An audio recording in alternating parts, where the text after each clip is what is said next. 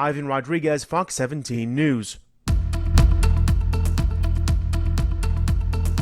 It's a beautiful evening out here across West Michigan, but looking out over Holland, we can see some cloud cover in the distance. And these are actually from some showers, formerly thunderstorms, but now showers out in the middle of Lake Michigan that are continuing to make their way a little closer to us.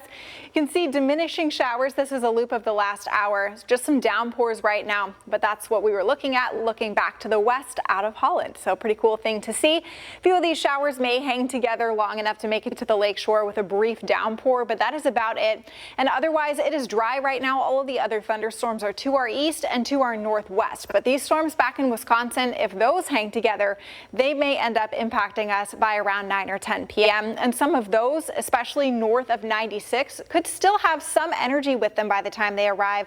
Perhaps a brief wind gust of 40 to 50 miles an hour possible. That's why we're in our marginal severe weather outlook. I don't think it's going to be a big concern for most, if not all of us, but still there is that chance just because we have a lot of heat and humidity, which at this point in the year is enough for those storms to stay fairly strong. A couple of severe thunderstorm warnings back into Wisconsin with this cluster, but there's a lot of lightning with it as it approaches Lake Michigan. All of that is forced from this frontal boundary that is hanging out to our north. So we are going to continue to watch that, but otherwise everything looks okay. For tomorrow, we're going to end up in the upper 80s. It's going to be a very warm day, a mostly sunny one as well. But as that front continues to hang around, it is also going to give us the potential for a few thunderstorms.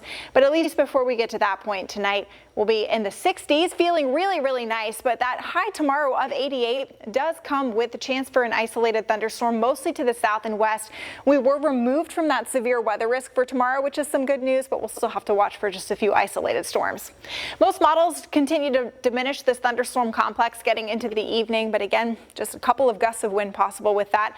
Then everything is okay through tomorrow afternoon, but as this front starts to come in, it's kind of diminishing, but it still has a little bit of power with it, enough to give us a few little showers and storms through the afternoon and evening, primarily south of 96. Those should be out of the way by about sunset. And then going into Friday for July 4th, we may see a few showers about noontime and then maybe a few thunderstorms into the afternoon, but it should be very sparse and very hit or miss, and along at about 9 p.m. just in time for sunset and fireworks forecast. Everything should be out of the way. But it is going to be a hot day for July 4th. Will be about 90 degrees, feeling close to 93 or so. But the worst day in terms of heat and humidity of that stretch will be Saturday. A high of 93, feels like temperatures pretty close to 100 at that point. And then Sunday, as a front starts to move in, we will start to see more cooling happening, but that's also going to give us a better chance for some thunderstorms.